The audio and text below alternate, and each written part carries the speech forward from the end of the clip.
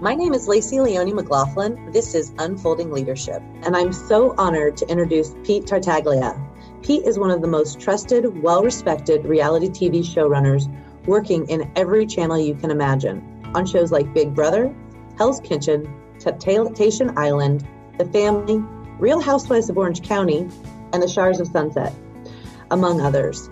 He has also spent time in esports and gaming, and has written a book called Creating Reality, an insider's guide to working in reality television. Welcome, Pete.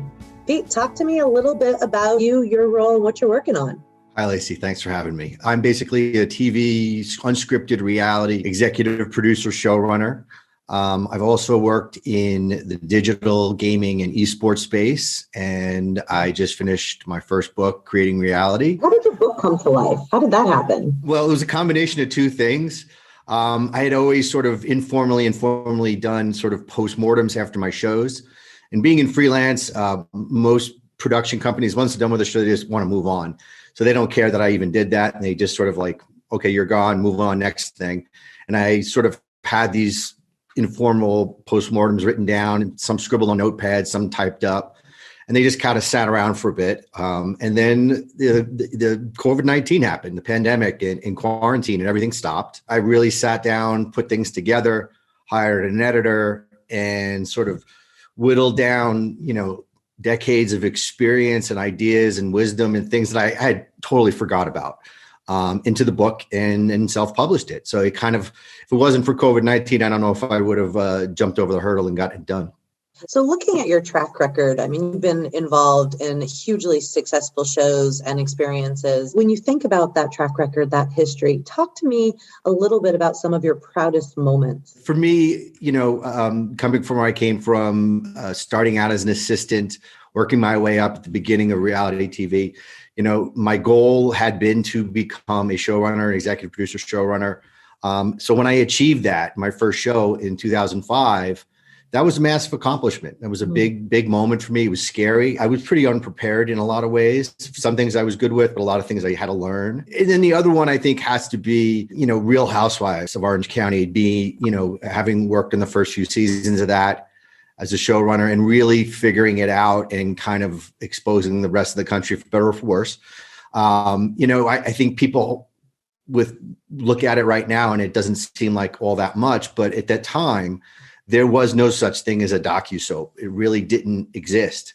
So we were really kind of stepping off a ledge and trying to figure it out and putting together some of the methods and the ways of doing things that are still being used today. We were kind of feeling our way through it a little bit blindly and setting up what it was going to be, this genre that was going to sort of explode over the next 10, 15 years. So I am, for better, like I said, for better or for worse, Real Housewives is my signature in that regard. And it's the thing that kind of put me on the map. So I'm always grateful for that. Yeah, well, let's be serious. Everybody's a fan.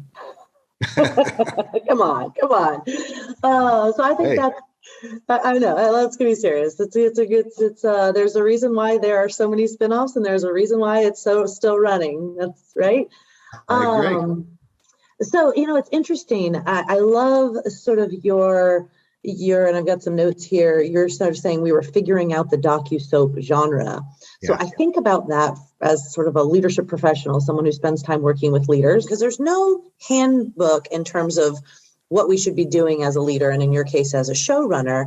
I'd love to hear a little bit about the bumps and the bruises of what it looked like creating in this new genre of television and figuring your way through that, also while being kind of an early career showrunner as well. So what was that about? Talk to me a little bit about some examples, how you navigated your way through that path.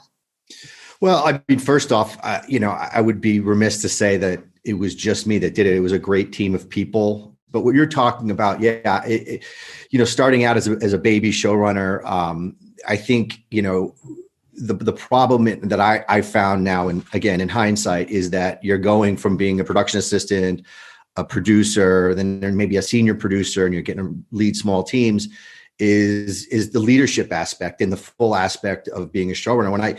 When I always envisioned it, it was really this idea that I'll reach the top, sort of. And what I realized to give you a metaphor, if you know an hourglass, you start at the bottom of the hourglass and you work your way up and you think you're at the top, you're really at this thin little bottom of the whole next top of the hourglass. And that whole thing above you is the network, the producers, the brands, the sponsors, whole things that you didn't realize as a lower down producer that you're going to have to deal with: legal, insurance, people's emotions, egos, and things like that. So those are elements that I didn't realize when I got onto it. And there was no blueprint for it. I tried to read some books early on leadership and psychology to really kind of help myself. I had been an athlete, so I had a little bit of experience as a captain of a crew team in college. One of the things that I like to talk about with new showrunners is something that it's a little uncomfortable, and that's ego. There's a big part of being a showrunner. You do have to have a healthy size ego. But on the flip side, when I'm at my best is when I'm taking sort of the ego out of it and sort of really looking at the job and doing the job, because ultimately we're held to one example and one standard, which is you got to get the story. Anything that gets in the way of it, nobody cares. It's like a scoreboard at the end of a game. Nobody cares what the score is. They just care if you got a W or if you got an L.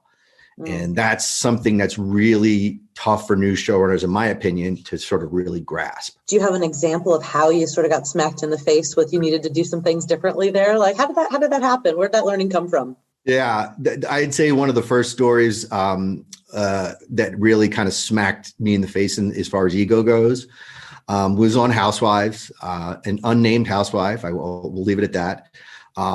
There was a situation where there was some deception. She was lying to the crew. She was lying to me about a situation that arose. And I decided that I was going to sort of go about proving that she was lying. And I got all my evidence, got all my things, and I had my case all sort of put together. And I came forward and I wanted to prove I was right.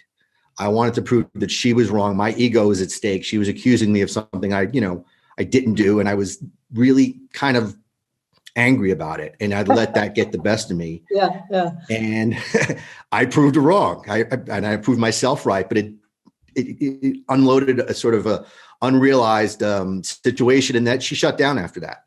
And she was scolded. She felt scolded. She felt like her ego had been hurt. And she stopped giving us much story.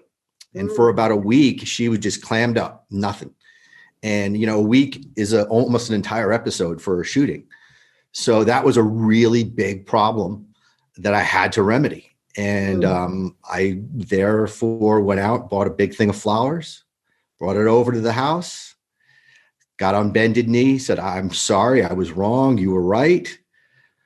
This will never happen again, blah, blah, blah, blah, blah."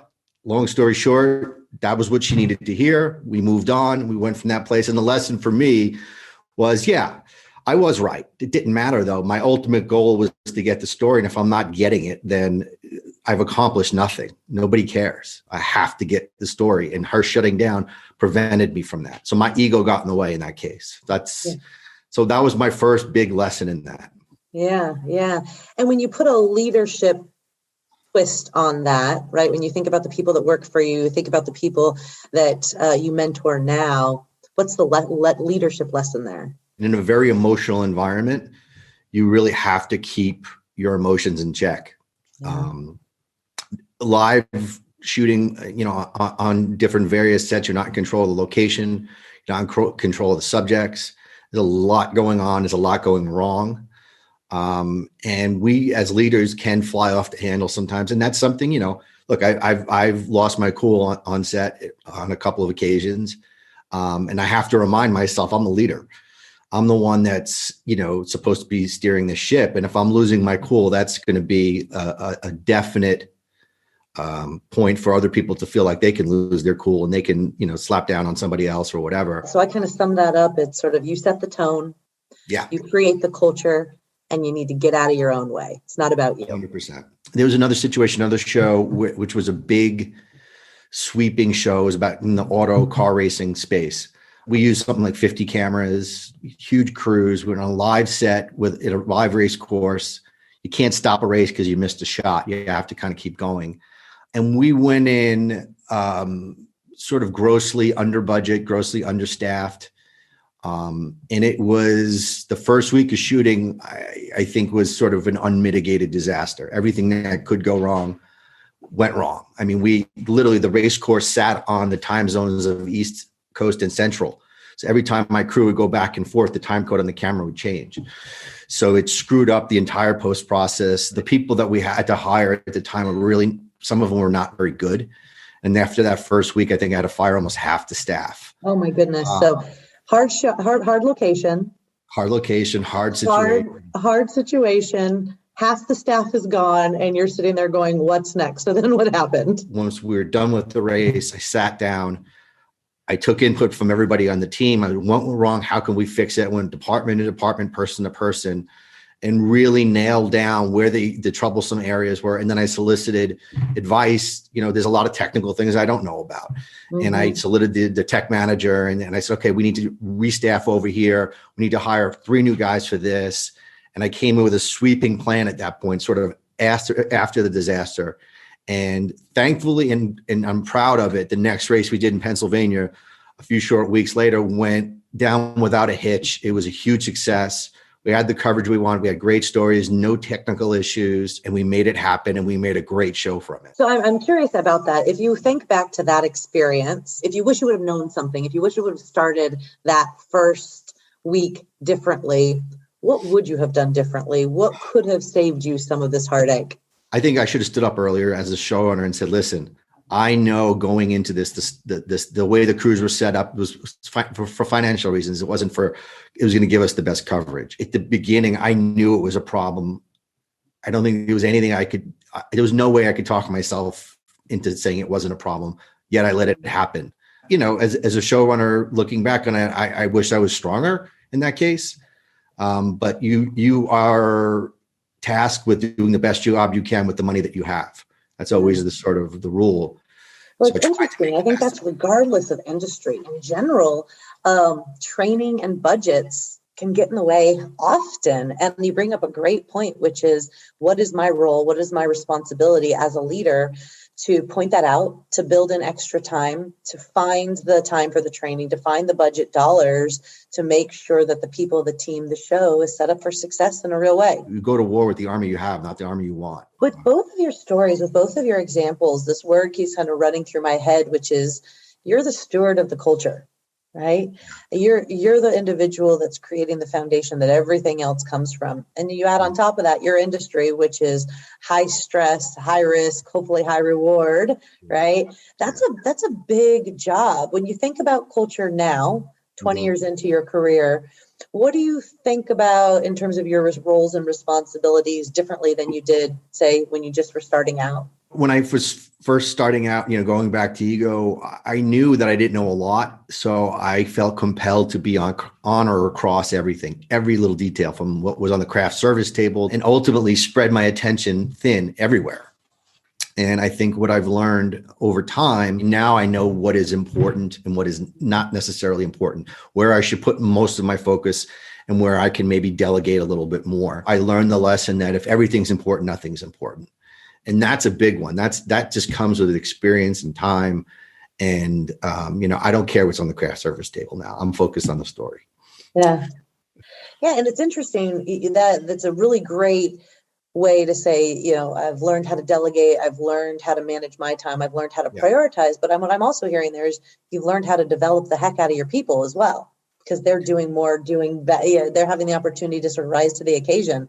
Is that fair, or am I making an incorrect assumption there? No, you're 100%. And I am pretty proud of the fact that a lot of my number twos and department heads have gone on to either successful careers or gone on to be showrunners themselves. And I think that's another thing in the creative business is everybody feels like the knife's coming out for them in the back. So they don't want to develop leaders. They don't want to develop anybody that could potentially take their job. Because what you're really doing is when you have a strong number two, you're telling also the network that if they got rid of you, a strong number two can come in and take your spot. But if that's the way you're thinking, that's going to happen. You have to be confident in the people that you have. You have to hire somebody smarter, better. So, if I'm the smartest guy in the room, I failed. That's always been sort of my take find super competent people, trust them. Because if you stand over somebody's shoulder and you say, do this, and I know a lot of producers who do that. I always say, what happens is you get the full frontal lobotomy. The person's like, okay, just tell me what you want. I'll do it. And they just give up. And you can see the life goes out of their eyes. They've lost all their autonomy, all their, their ability to act on their own, their agency. And that's ultimately going to doom you, in my opinion. So, I've stepped into big situations where we're in a crisis situation. I've said to a second in command, here, you run with this. I know you got this, go. And I've done that sometimes where I should be on set with a walkie-talkie talking to people. And I purposely take the walkie and I put it down and like, don't you want a walkie-talkie? I'm like, no, I don't need to be on walkie. So-and-so's got this. I'm just going to be here. And then I make sure I just talk to the second in command. I don't talk to anybody else in the crew so that everybody else in the crew knows that person's in control. And I'm there talking to them and them only, whispering in their ear, not taking any of their power away, and making sure that they're running the set, they're in control. And if I have any notes, it's going to be just in their ear, and then they can disseminate accordingly, because I could completely cut somebody off the knees being the showrunner, just walk on a set, start telling people what to do. And the next thing you know, that person, the lobotomy happens and it's over. When you think about this new generation of leaders that have come up under you, around you, or coming up now in other shows, other industries, what are some of the things they could think about to avoid some of the same pitfalls that you mentioned? What do you think that they should know? What do you think they should be thinking? When you're dealing with creatives that come up, there's not necessarily a built-in set of leadership principles and creating their own leadership style. They just kind of get thrown into it. And it's like, I ran a writer's room. I got to run a whole 100-person crew. Talk to other showrunners, try to get a mentor. But ultimately, you have to be responsible for it yourself, which is read books, learn. Read leadership books, read books about presidents, coaches, anything to sort of say, hey, I like this. I don't like this. I'm going to use this. There's certain styles that I wouldn't be good with. I don't think I would be, for example, like a Vince Lombardi, who was a taskmaster, barker, screamer, yeller. I'm a little bit different than that. But you have to find that. And I got my voice as a leader from doing, and I also got it through other people that I talked to, and I got it from books on leadership. Yeah. It's interesting. What I will say, over the last 10 years, the amount of creative leaders that I work with has tripled, right? So before, I would come in and work with leaders because there was something that they needed. Something wasn't working right. And now it's leaders, showrunners, producers, directors. They reach out and they want to proactively think about what they should be doing right, and what are the skills it's going to take to get them there, which is hugely inspiring, right? They're thinking about all of those things that you just said are so important, but you learned through trial and error and figuring it out. And now there are actually some tools to help these people do it a little bit differently. It's just great, which also gets me to think about, what are the words that described you 10 years ago, before you had all of that insight and self-awareness and experience, relative to the word that you would describe you today when you think about all those lessons learned? So 10 years ago, 15, 20 years ago, and today. I think 10 years ago, I had some promise. I think the jury was still out, a little scared. You're always afraid you're going to get fired. And I think today I care a little bit less about what other folks think. I think at the beginning I was a little bit of a people pleaser. Mm-hmm. I'm more confident now, and I'm willing to go to the mat, I think, on certain things. I'm willing to say, you know what, this is my line. I've drawn it. I'm not going to bend. Fire me, keep me. This is what I believe. You hired me for my beliefs. Trust me or don't. Excellent. So I sum that up as early on, people could see that there's something there. You had the potential. You could get work done, you could deliver. And now it's a confident leader who knows what he values, and take it or leave it. We've clearly learned a lot. You've given us a ton to think about. When we think about culture, we just mentioned the narrative. When you think about setting that foundation, when you think about being values driven, particularly in a dynamic, ever-changing, sometimes crazy industry like yours. As we leave our listeners today, and as they return to their real lives, What's the most important piece of advice that you have to offer? What's that one thing you'd say to someone who is either doing what you're doing right now or aspires to do what you're doing, or is in another industry but finds it all just fascinating? I think this is any good leader or innovator would say, which is take chances. Don't be afraid to fail. The greatest lessons come from the losses, not the wins. And that's ultimately the beauty of production, freelance production, is you have to make so many decisions. You have to do so much in such a short period of time, as opposed to the corporate world where things move a little at a slower pace. You learn to fail quickly, and you do things, you're making, like I said, in a day, I make 100 decisions.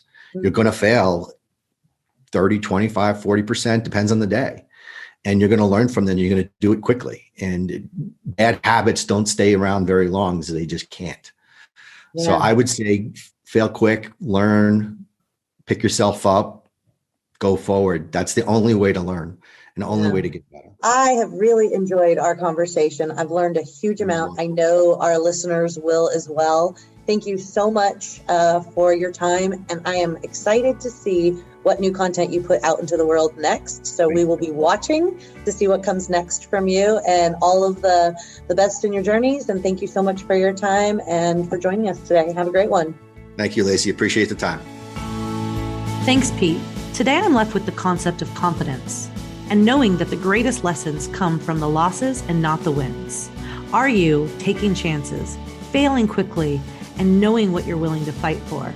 And once you find that thing, how do you move forward in a way that's best for you, best for your team, and best for the business? This is episode 8. Thanks for listening.